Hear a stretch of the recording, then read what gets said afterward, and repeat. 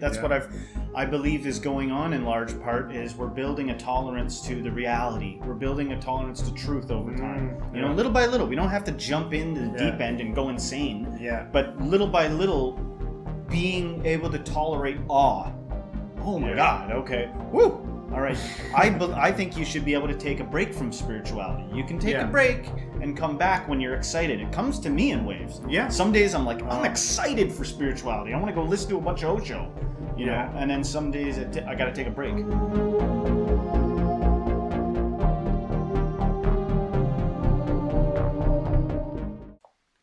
All right, modern day mystics, fellow truth seekers, we got an interesting one on the docket here.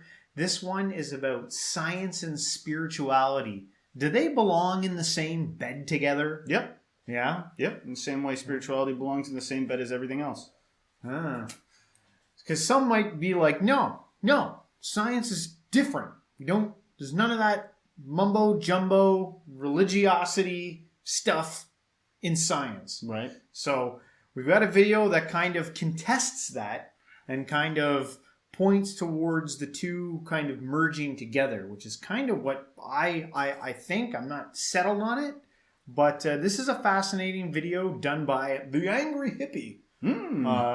But it's very informative. It's interesting. I can't validate what this guy is saying, so maybe you can, like, if there's something that you disagree with, you know, maybe put a link in there that can contest it, and we can do videos on that side of things. Like wherever you're at, let us know. And this is just food for thought that we can one side to take a look at and think about and go, That was just my guess, that science and spirituality belongs with everything else. It's like, you know, define spirituality. Yeah. It's like, what's spirituality? All right. Yeah. You know, so if it's anything, why wouldn't it be a part of, you know, as I've over the years have gone by, I'm like, okay, I think what this thing is an overarching aspect woven into all things. And it's just a word, by the way. Yeah. Spirituality. It's just a word. Yeah. I see it as like an action word, something that you're doing to better try to understand something. That's why I kind of lean towards it as like trying to connect and make sense of your reality, right? And your experience. Yeah. And I think science belongs in there. Right. It's like a piece of the puzzle. So anyway, done enough talking. Let's get into this one. An atheist is someone who is certain that God does not exist. Part 1.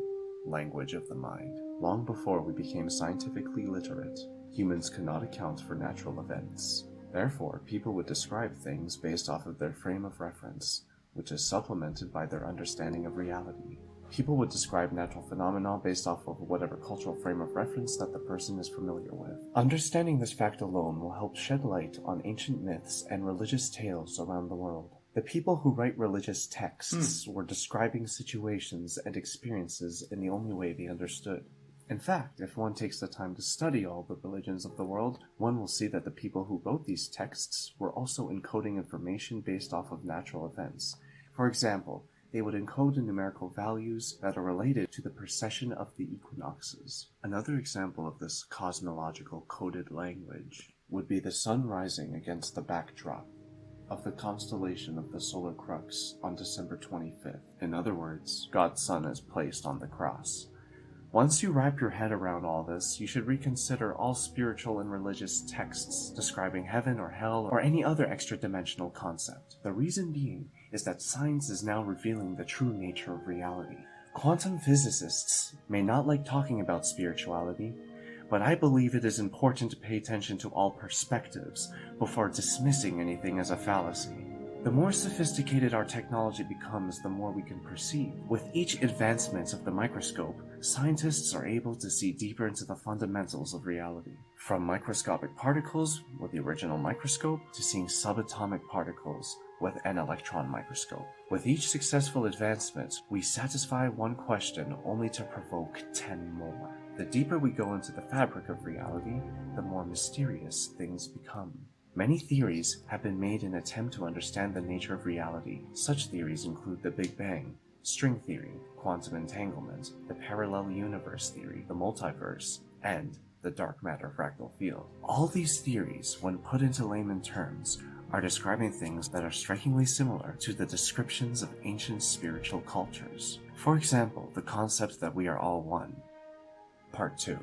The circled dot. This concept is generally the basis for all spiritual traditions, that we are all immortal entities inhabiting a human body. From a scientific point of view, the theory is that the entire universe originated from a single point, that all the matter that makes up everything, including all of us, came from that single point. The universe expanded, thus the Big Bang Theory. The implications of this theory is that we are the universe, experiencing itself subjectively through all manifestations of existence. This runs in direct parallel to the thinking of spiritual traditions mentioned previously, the fact that we are all one God experiencing itself subjectively through the manifestations of all creation. I want to emphasize... It's amazing. It's like, I've heard that before, right? Like it's all one God experiencing itself. Yeah. In many of the talks that we've done, but kind of using he's using scientific terms and stuff like the Big Bang to try and like explain all this. It's interesting. There's room there to fall into solipsism. Everything from one thing. You only experience life through your own eyes unless you've maybe done some psychedelics that allow you to perceive through other things. But the reason solipsism doesn't get to me, because even if it is the case, obviously you love yourself so much to give yourself the illusion, at least, that you're not alone. Right. And it's so freaking strong that it definitely feels like you're not alone. Right. So to me, why would I get upset about something that I'm not really... But you don't have to get upset about it. I'm just saying that imagine telling someone it's all one thing and you got to get in touch with that sense of everything being one thing. Yeah. You're like, it's still occurring from a central place. Yeah. How do you, I've talked about this before, how do you get to yourself to feel adjacent to the whole thing? Like, I'm not the center of this thing. I'm just a part of it. And, I can imagine people getting frustrated at that. Like, what are you talking about? No, you're a normal person. You feel empathy for others. It's you and others. There's no confusion there. It's like, hang on a sec. You only experience this from your perspective. For all you know, you are God, imagining the entire universe. That's solipsism. Yeah. I'm not saying that is the case. Yeah. But I'm saying when you're trying to get a sense of universe, like everything being one thing, then that means you're an aspect of that one thing. Yeah. You are it, but you're a whole on. You're part of it, part of a bigger thing. Yeah. Yeah, good points. All right, let's keep going. Besides this point, all the ancient religions and spiritual traditions of the world were describing real phenomena based off of their cultural dialect. This perspective allows us to properly understand the philosophies and religions of all the peoples of the world. They were creating mythos from cosmology, attributing natural events to characters of stories. Many of these cultures who had no connections to one another, who existed in different time periods, all describe the same fundamental detail within their creation stories. The creator and the creation, represented by the circled dot. The center is the creator, and the circle is the creation. Could the ancient peoples of the world have known about this Big Bang?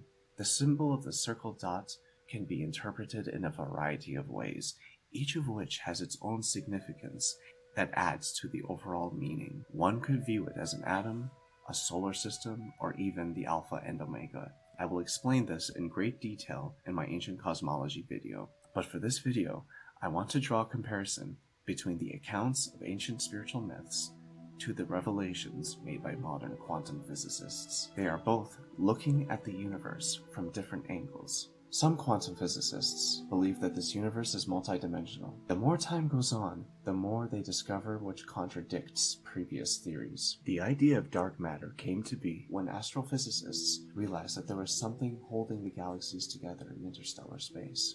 The Big Bang in and of itself is a conundrum. The concept of the universe originating from a single point, to me, sounds like the effect of multidimensional causes. Let's take a look at the concept of dimensions. The first dimension is represented by...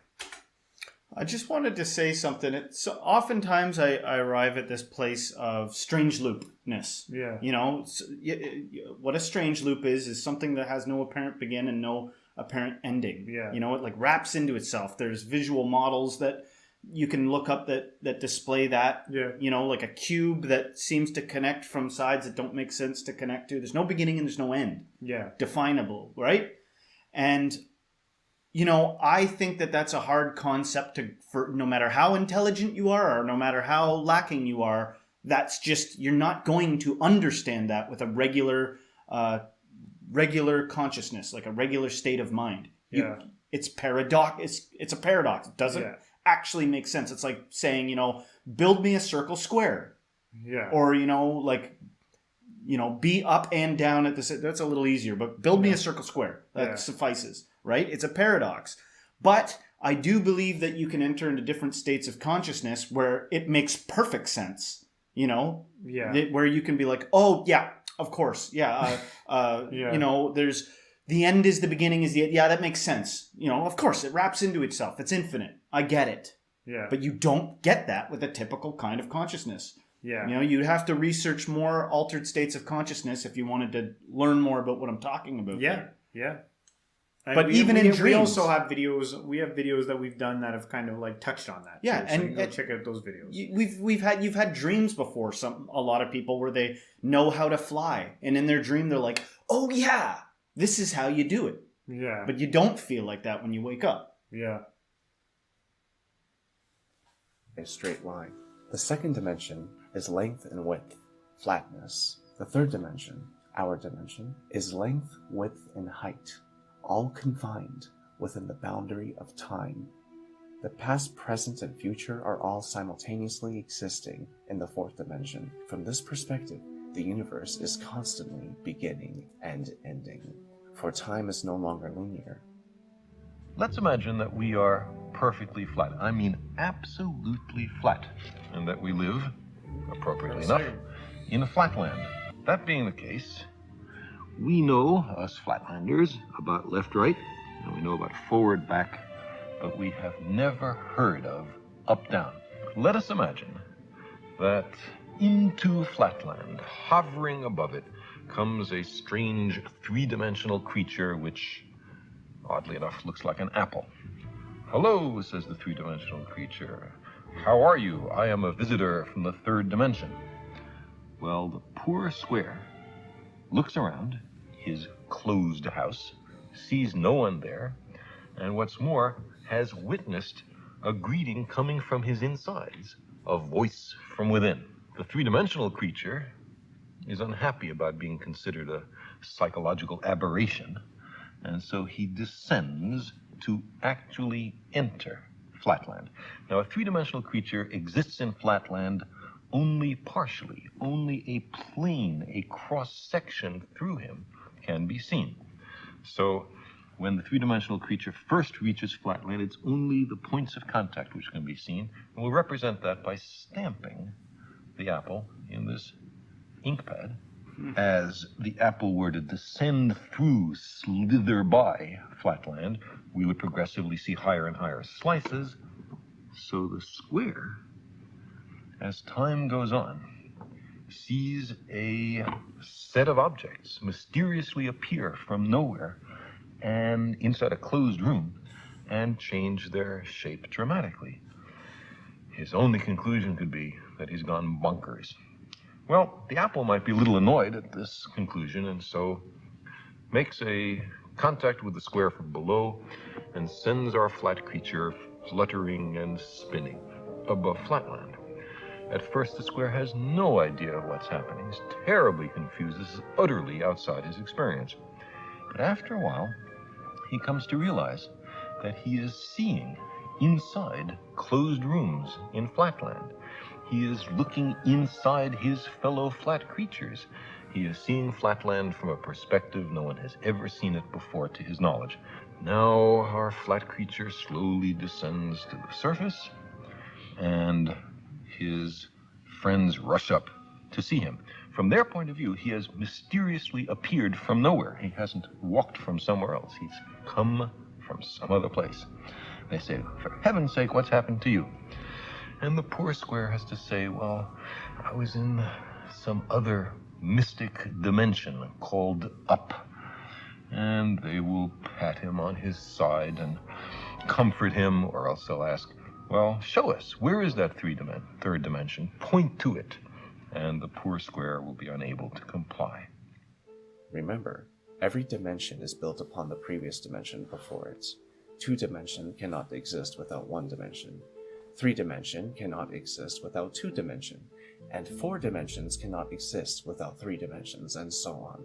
As we move toward the 5th dimension and beyond, reality becomes more and more complex, far beyond the current human understanding. Or is it? Part 3. Ben. Super fascinating. Yep, Yeah, I've right. heard that example several times about something from a 3D dimension making contact with a 2D dimension. Yeah. And it made me think of UFOs for some reason. Yeah. One thing out of like the first part here that like really stuck out is that it seems the more we pull away and try to like discover, it's like we have this whole new like array of new things to try to understand. It's like you keep stripping away and you keep finding more and more and more. It's pretty incredible. Right? It's incredible what happens to a person when they've never experienced something, you know, like you take somebody that's been colorblind and you let them see color for the first time. They're often crying. Or somebody that's never heard before and they get their Hearing back. deaf ear repaired and they can hear for the first time Yeah. and they'll cry. It's overwhelming.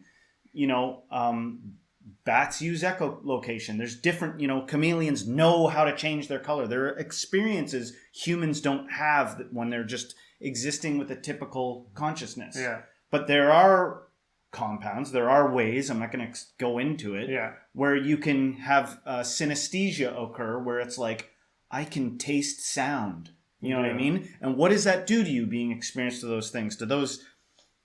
Are we now getting into the realm of extra dimensions, you know, when you can, Yeah. when you start to perceive things that aren't typical? Yeah, I find it exciting. I'm like, oh, I want to know. I'd love to see that, or maybe you might not want to know. Well, maybe in bite-sized chunks, because all at once Could it be would too probably overwhelming. be overwhelming, right? That's Yeah. what I believe is going on in large part, is we're building a tolerance to the reality. We're building a tolerance to truth over time. You know, yeah. little by little. We don't have to jump into the Yeah. deep end and go insane. Yeah. But little by little, being able to tolerate awe. Oh my Yeah. God, okay. Woo! All right. I think you should be able to take a break from spirituality. You can take a Yeah. break and come back when you're excited. It comes to me in waves. Yeah. Some days I'm like, I'm excited for spirituality. I want to go listen to a bunch of Osho, you know? And then some days I got to take a break. Yeah, I definitely hear what you're saying. Yeah. All right. Width of perception. Humans can only understand something if given proper context. Our society's separation from our roots has created a stigma towards any semblance of culture. We view these societies as primitive.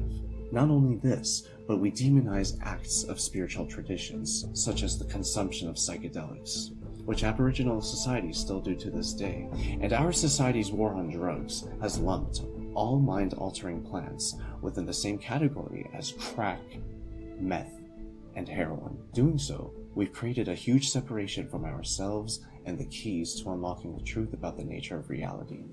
To understand what I'm saying, we need to quickly remind ourselves of how the brain works. The brain is programmed to receive chemical signals in waves. This is how our senses function.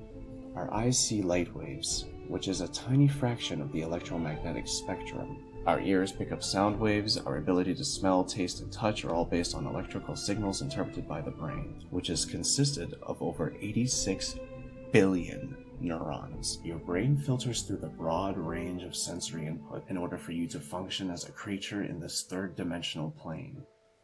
And it's kind of incredible because when I'm looking at you, someone standing to my left can see somebody who's standing at my right. That is, the light could be going right across this way. The waves are going this way. The waves are going this way. The waves are going this way.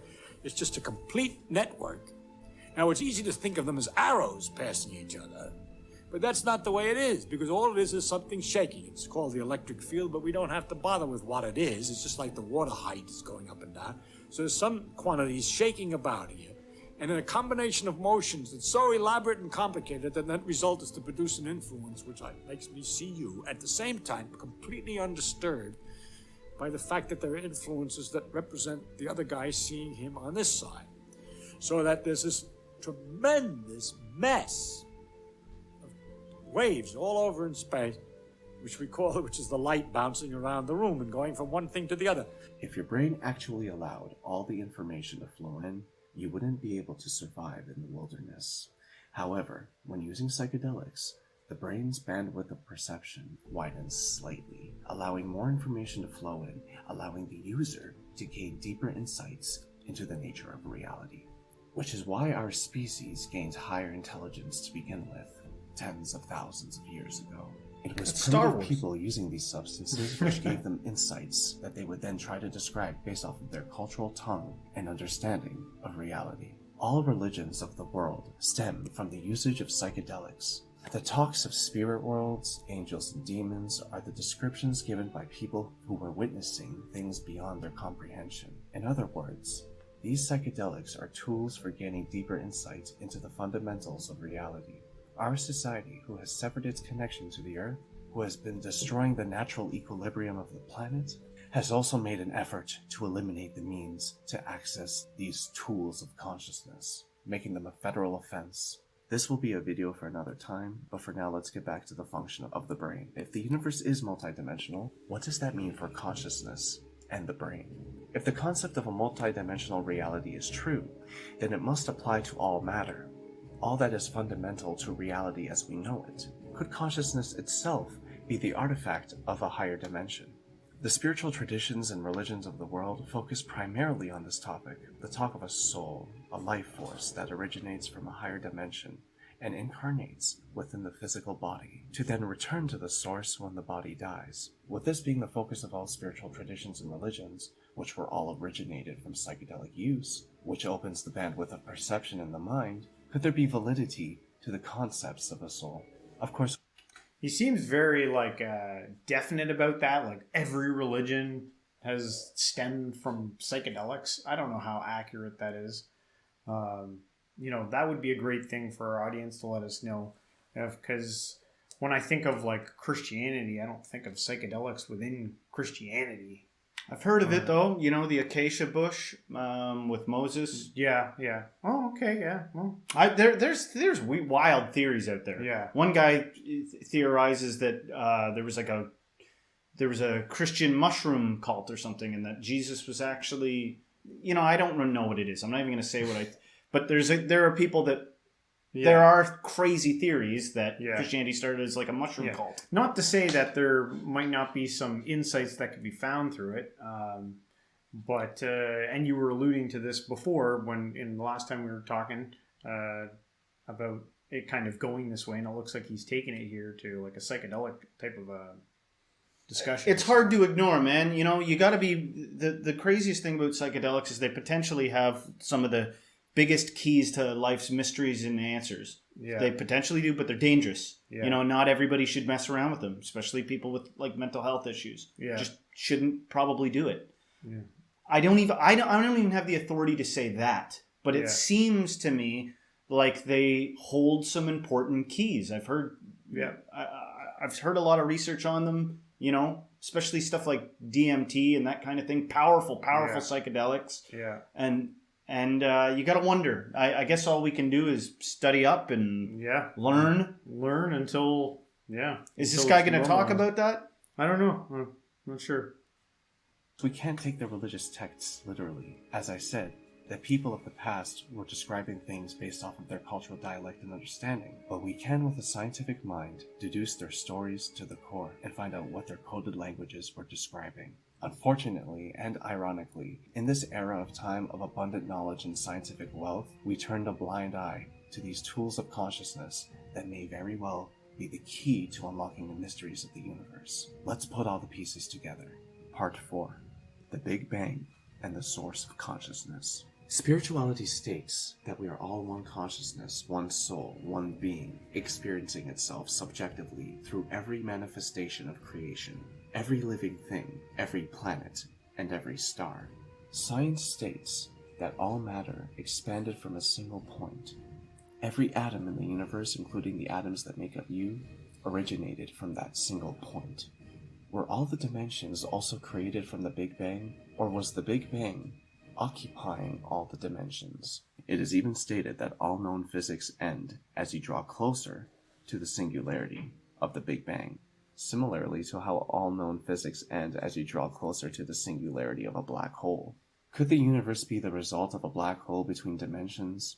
Could black holes act as a kind of conjunction for space-time? In other words, is this universe part of the evolutionary process of the manifestation of reality? The answer is far too complex for our standard bandwidth of perception. However, perhaps by widening that bandwidth, we would be better able to understand what the data suggests. In other words, if modern-day science combined forces with the ancient psychedelic traditions, we would transcend as a species. Okay. So I think that you can build up some spiritual intelligence through maybe using psychedelics. Yeah. You can come back, but sometimes you come back and you can't explain to anybody what you even experienced. It's like, I've got some answers, but they don't translate to English. Yeah. So do I think it's a good strategy to go off and get really spiritually knowledgeable and then try to operate in the world? No, I don't. I actually think the best thing to do is to have a grounded life where all your physical needs are met and then start exploring. Maybe you can do both. Yeah. But you got to be careful not to go off into and some people would argue and be like, no, it's only going to help you. It's only going to help you in your normal tasks. I think this is. What do you think? I think that we are in the infancy of this whole thing. I don't know how.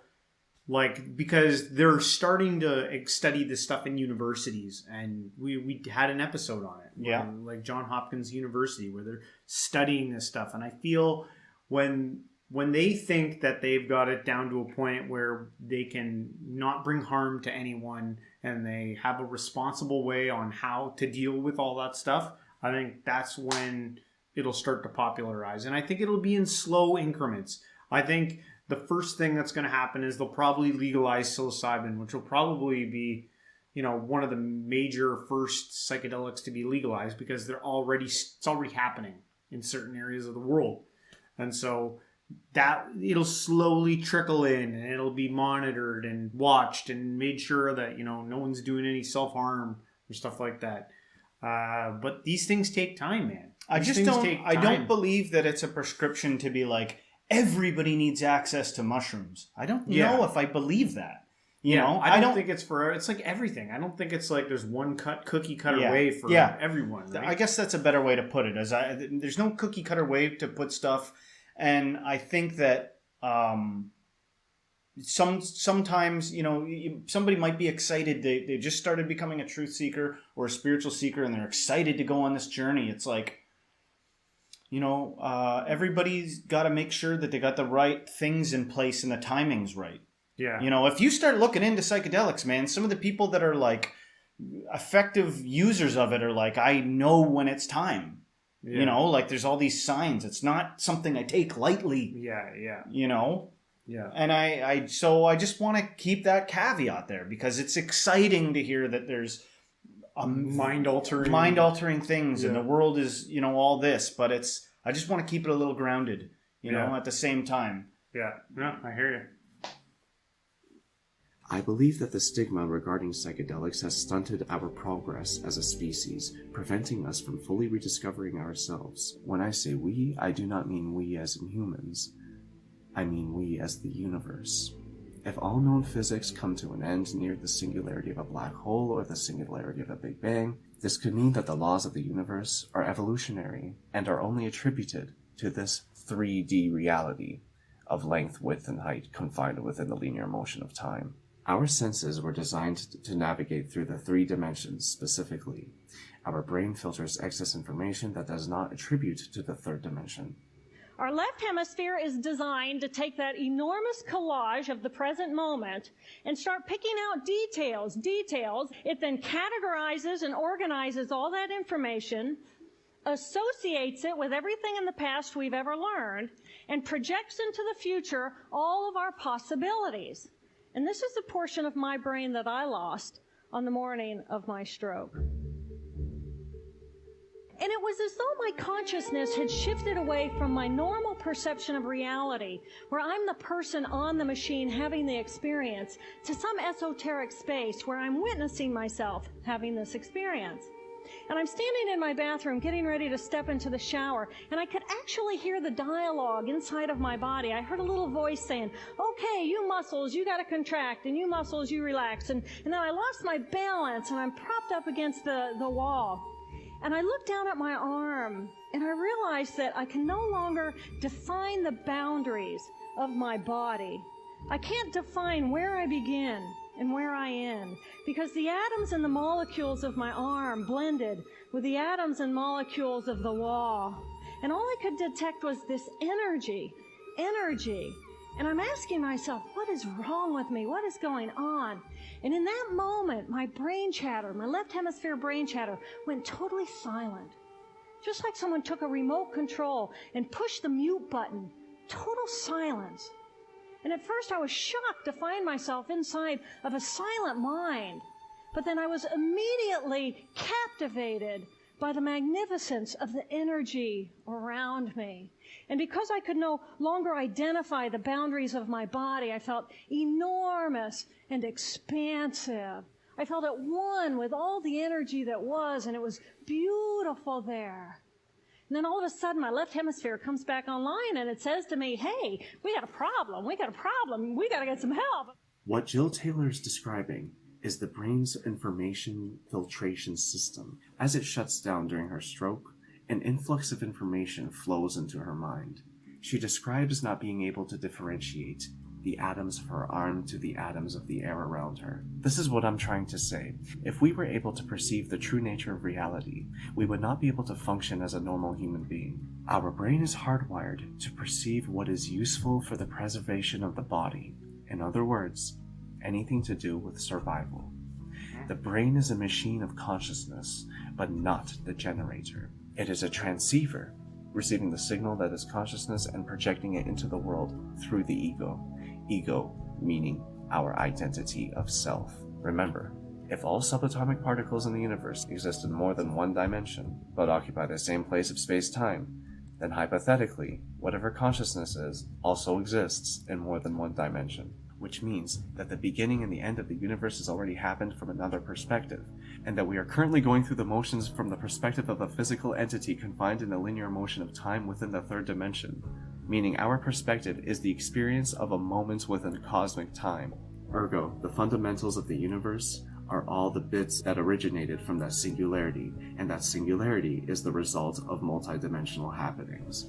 These images, showcasing the positions of all known galaxies held together by dark matter, is eerily similar to an image of a neural network in the brain. Is this further evidence to suggest that the universe is a living fractal entity? Fractal meaning infinite, and that we are a part of the infinity, given the fact that we are made up of billions of cells and that each cell is made up of billions of atoms, and so on and so forth. If the Big Bang was truly a random event, why would natural laws exist, and why would these laws encourage the formations of self-similarity, order out of chaos, as above, so below? So the idea of an omnipresent God may be translated to an omnipresent life force that is intimately associated with the multidimensional formations of existence, and we as humans are able to translate the vast complexities of the universe into formulas of physics and the art of religious scriptures. Different perspectives of the same thing. Thank you for watching. Wow, there you have it, loaded. It's so fascinating. I love space and all the imagery that he was showing on there. I love the idea of, what's out there and the mysteries. Isn't that kind of like one of the great spices of life, the mystery, right? Of just like going out and finding and exploring and having new experiences Yeah. that like just blow your mind. Maybe it depends on the person. I definitely like not always having all the info, like at least in the beginning, experiencing things with not all context. Like, what am I looking at here? Yeah. What is this? You know, a little bit of mystery. But you know, for some, they can't find the answer quick enough. It's like, I want all the answers to every single thing. Yeah. You know. Yeah. Some tread more lightly than others. But we want to know what you guys think about that video. Science and spirituality kind of coming together. Is there any space for the two? Let us know what you think. And if you like this video, don't forget to smash the like button, share this with a friend, and everybody, until next time, stay spiritual.